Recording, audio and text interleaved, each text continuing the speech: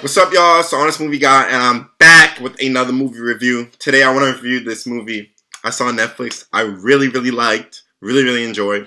It is called Dante's Peak, made in 1997. It's on the disaster side type. I watched it after watching Poseidon, so I was like, okay, I want to see more movies like this because I love them, and I really enjoyed this one, and I'll let you know why in this review. So for those who have forgotten, this is how it works. First, I give you a synopsis of the movie, then I give you a spoiler-free review of the movie, and finally, I give you my honest rating and my honest recommendation. So let's jump in. The synopsis for Dante's Peak reads: a volcanologist arrives at a countryside town recently named the second most desirable place to live in America and discovers that the long dormant volcano, Dante's Peak, may wake up at any moment. Alright, so that literally sums it up. This dude, he's a volcanologist, how do you say it? He goes to a town to check on a volcano and realizes that it might erupt soon. Now, I love this movie. I loved it for a lot of reasons.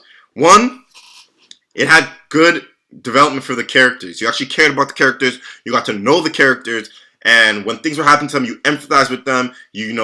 Were rooting for them. You felt connected to them. So a lot of movies, especially disaster type movies, they kind of just rush into like the whole disaster happening rather than, building up to it. Which brings me to the plot of the movie. This movie built up to the whole disaster. So we kind of got, as I said, that character development, but also got to see it from like a realistic aspect that, okay, this is how it might actually go in real life. It's not just, boom, it just happens. It takes its time building up. So I really like that aspect of it. The plot was also, it wasn't crazy original. Of course, it's a disaster movie. But I really did like that it had its twists and turns that, were interesting. You didn't really know who was going to survive or how people were going to survive. So I like that. I did like that they did have some deaths in this. It was kind of unexpected in my opinion because usually these disaster type movies, some of them, they kind of try to keep everyone alive, but this wasn't the case. So I did like that. I did like the opening, like, apocalyptic scene or whatever when everything really happened. I loved that. It was crazy just to see the reactions of everybody. It was very good. I love that. I did like the characters.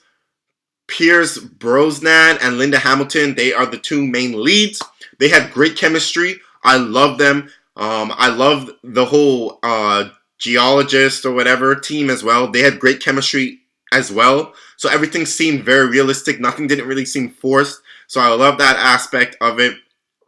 I really liked the CGI in this. The CGI was so good. I can't believe that a movie made in 1997 had CGI this great. I think it even is as good as some of the CGI you'll see today. So I applaud them for that. I love the visuals of this film. Along with the CGI, the visuals just amazing. Like in terms of like the whole destruction, all that, and the lava, it was just great.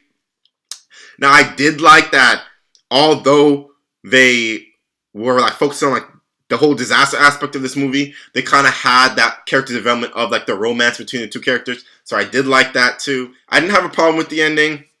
I thought that it wrapped up everything nicely and the best it could. There was really nowhere else that this director really could have gone with it. I did like that it kind of tied back into something earlier in the movie. So as I usually say, it shows that the director, the writer, whoever actually had a plan and idea for the film and how they wanted to end it. So I really like that. Now IMDb gave this movie a 5.9. I'm going to give it a 6.8. I'm going to give it higher than its rating for many reasons. One, the pacing of the film was great. I thought it was nice that they kind of built up to the whole, disaster happening rather than 10 minutes in, it just boom, hits and then everything happens. So it seemed a lot more realistic in that sense, which I love. I love when films are more real on the realistic side.